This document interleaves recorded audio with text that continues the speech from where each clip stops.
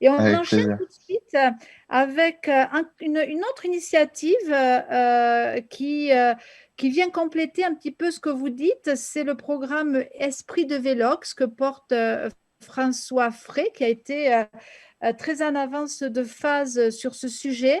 On le connaît bien, François, donc ben, je vais lui laisser expliquer où il en est, en quoi consiste son programme et comment vous pouvez coopérer peut-être entre vous, François. Bonjour Myriam, effectivement, je me faisais la réflexion en, en remerciant la Fondation E5T de cette invitation. J'ai envie de dire effectivement encore une fois, parce que en 2015, on était très peu nombreux à aborder ces sujets-là. Et je vois que le maritime, qui était à l'époque inaudible quand effectivement on évoquait les vrais sujets de transition écologique, énergétique et de tous les usages énergétiques à la mer, on a fait effectivement en 5 ans un sacré chemin. J'ai partagé mon écran. Est-ce que c'est bon pour vous? Est-ce que vous voyez? Oui. Oui. Ok, super, merci. Donc, je vais passer à la slide suivante, si ça fonctionne. Voilà.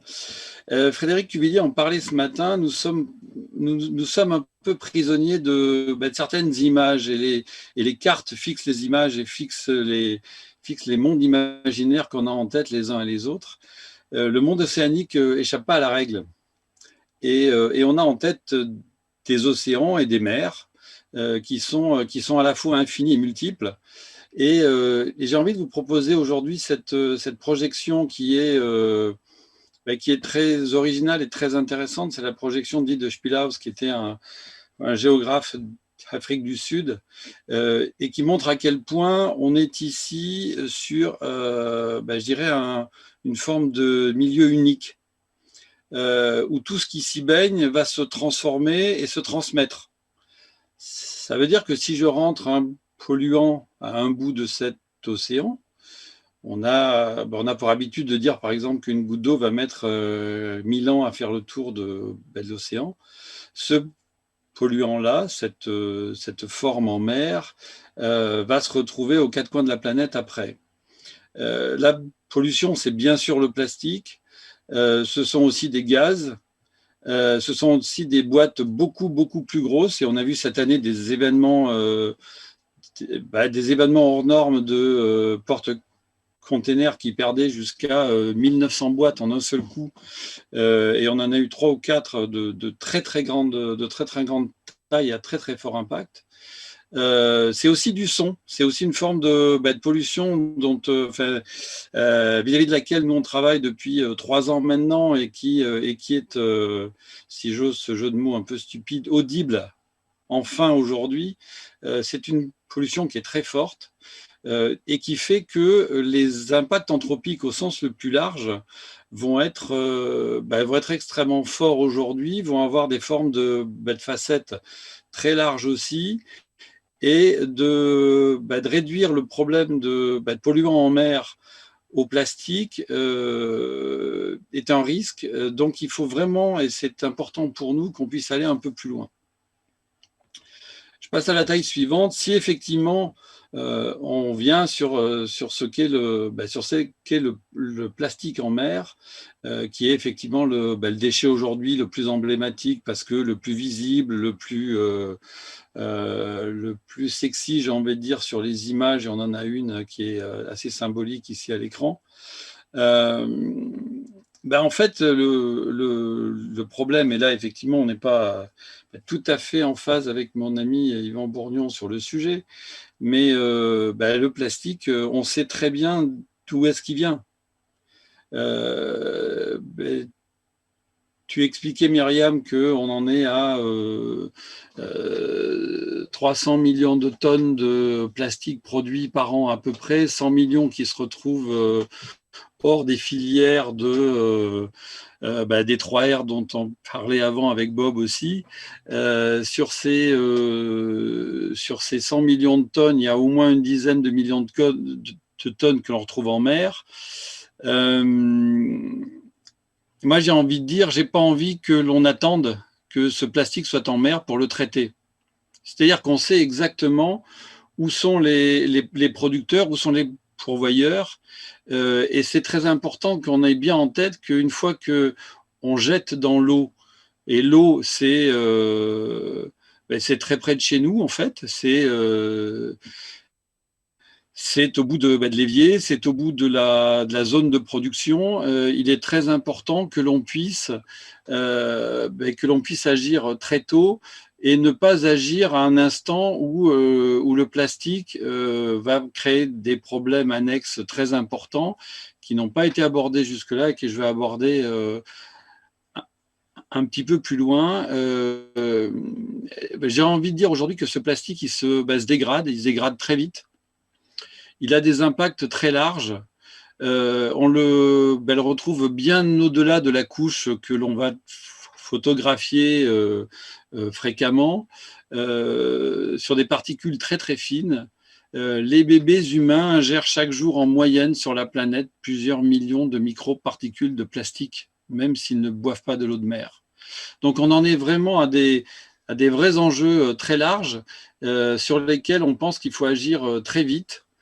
Le plastique est dans l'eau des ruisseaux, des rivières bien sûr, les océans, sous forme de particules plus petites. Il va avoir des interactions fortes avec je dirais, la partie la plus fragile des écosystèmes, dans les formes de rivières, fleuves, mais aussi en mer. Elles sont présentes, ces microparticules, avec le cycle de l'eau, depuis le sommet de l'Everest jusque dans les assiettes qui sont les nôtres et dans notre corps, en sachant que pour les plus fines, elles sont si fines que les cellules du corps humain ne les identifient pas comme étant un problème et elles passent à travers. Donc ça veut dire que vraiment, ces plastiques qui se mêlent très très vite à ce qui vit, vont progressivement faire corps avec le tissu le plus fin de ce qui va être le vivant, des microparticules que sont les virus. On en parle un petit peu en ce moment, les virus. Donc les virus vont aussi se promener avec ça. Les bactéries qui peuvent agir, y compris de façon intéressante en le dispersant ou en le métabolisant aussi. Nous sommes tous aujourd'hui aussi infectés que le monde océanique. Donc c'est vraiment important que l'on puisse, je dirais, premièrement, en rendre compte en fait, et puis vraiment intervenir très tôt. Très tôt pour éviter de le ramasser en mer, parce que intervenir en mer, c'est arrivé avec le bulldozer dans ce que j'appelle un service de néonates, parce que ce qui se passe à la surface de l'eau, c'est fragile et c'est important pour les écosystèmes océaniques. Il y a des vrais aspects de vie très importants qui vivent sur la couche première océanique, qui se reproduit là et qui grandit là. Prendre les déchets plastiques sur cette couche, on va dire des 2 ou 3 mètres, où effectivement en mer, avec des formes de filets, on aurait la tentation de gentiment intervenir. C'est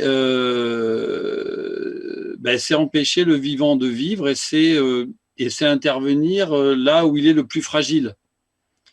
Il faut pouvoir épargner ce vivant-là, donc faire en sorte que le plastique soit vraiment enlevé de cette première couche océanique, mais bien plus tôt avant. Les débris qui sont en mer et qui existent depuis que le monde est monde, c'est du bois, c'est autre chose, ils sont utilisés de manière très importante par la chaîne entière de la biodive, en fait. Je vais poursuivre avec ce qui me semble aujourd'hui le plus efficace, le plus utile, qui est premièrement de moins produire de déchets plastiques.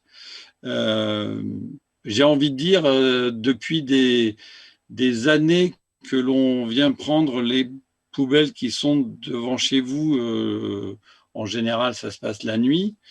Je ne suis pas sûr que l'impact a été très fort sur la production de vos déchets individuels. Donc, de ramasser les plastiques en mer, c'est aussi pour nous envoyer un message fort de c'est pas grave, les gars, vous pouvez y aller. Nous, on va s'occuper de ce sale travail. Ce sale travail ne se fera pas bien en mer, ne se fera pas. Et on a en même temps des vrais moyens de travailler bien en amont. Je reprendrai le slogan de belles ONG qui explique que les producteurs d'eau sont plutôt des producteurs de bouteilles en plastique. Donc, il y a vraiment des formes de modèles économiques à reprendre. Il y a des formes de vraie prise en compte de problèmes très tôt, c'est-à-dire qu'effectivement, la mer, comme on le voit sur les premières images qui sont là, ce n'est pas la côte. La mer, c'est votre évier. La mer, c'est les bouches des égouts et c'est les évacuations de pluviales avec des choses qui se mettent en place à gauche et à droite dans des fleuves, dans des formes de rivières, dans des formes de grandes installations industrielles aussi, et qui ont un vrai impact sur le cycle lui-même. J'ai envie de dire aussi, mais j'imagine que Nicolas, que j'ai pas eu le temps de rappeler avant, va en parler après, mais le monde agricole est très utilisateur de plastique aujourd'hui. Je laisserai sûrement Nicolas aborder le sujet. Je vois qu'il sourit, donc ok, il avait prévu. Mais c'est vrai qu'il y a un vrai travail, je dirais au sens de la FAO, au sens le plus large, qui aujourd'hui n'est pas abordé ou très très peu, et on est très en retard sur le monde agricole. Moi, j'ai le privilège de vivre sur une île où il y a des vignes, et autour de ces vignes, on protège les pieds parce qu'il y a aussi des petits lapins sur cette île. Donc, on a des petits tubes de protection en plastique que je retrouve à la plage quand j'y vais, que je retrouve dans les champs. Et c'est exactement, alors je ne parle même pas de l'agriculture intensive, de bâches en plastique, etc. Mais ce sont des champs sur lesquels on a un travail immense à faire de sensibilisation, parce que oui, la sensibilisation, c'est important, de réglementation aussi, parce que là aussi, il y a un champ qui est immense à faire et vis-à-vis duquel les États, on l'a vu sur d'autres sujets de pollution, mais les États, ils traînent des pieds de manière très ostensible aujourd'hui. Donc, il est très important que l'on puisse agir de manière globale. Et pas attaquer le problème une fois que nous, on estime que c'est vraiment, vraiment trop tard.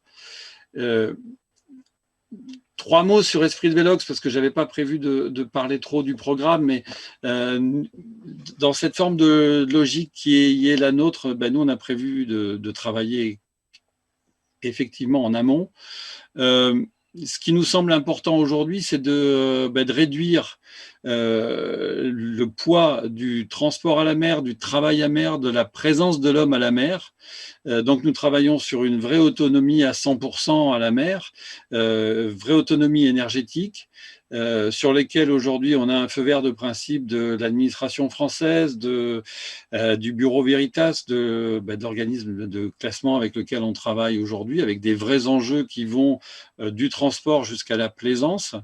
Ce qui nous semble important, c'est vraiment de travailler sur cette forme de réduction de besoins énergétiques, de travailler en vraie autonomie, de travailler lorsqu'on ne peut pas faire autrement sur les réemplois, les réusages. Alors là, ça ne se verra pas très bien à l'écran et c'est aussi un peu fait exprès. Mais on sort d'une vraie semaine qui a été très intéressante pour nous, où nous avons avec le chantier en France, on était chez H2X, en train de produire avec Arkema les premières formes de résine et de composite qui vont être recyclables en fin de vie et dont les impacts de production, les déchets vont être réutilisables et recyclables aussi. C'est en travaillant de manière aussi amont que ça qu'on a des chances de de pouvoir impacter ce qui se passe aujourd'hui. Il est, à notre avis, vraiment trop tard pour éponger ce qui se passe en mer. Le plastique est omniprésent dans les océans. Ce qui est visible en surface, y compris si c'est très spectaculaire, c'est une infime partie de la pollution aujourd'hui. Il faut absolument qu'on ferme le robinet et le faire très vite. Et c'est donc vraiment à terre que cette bataille-là doit se poursuivre, vraiment à force. Et si on la mène en mer, c'est que la bataille aura été perdue en avance. Ouais, Voilà. merci François. Je pense que vous avez des propos voilà, sur l'ensemble de la chaîne avec ce levier de la prévention et ce levier curatif. C'est vrai que notre niveau de conscience nous induirait à préférer le niveau préventif, mais ça ne suffit pas. Il y a eu des réglementations qui ont été mises en place sur l'utilisation des sacs en plastique qui commencent doucement à, à porter leurs fruits, mais je ne suis pas sûre que ce soit suffisant. C'est un autre débat sur lequel on reviendra.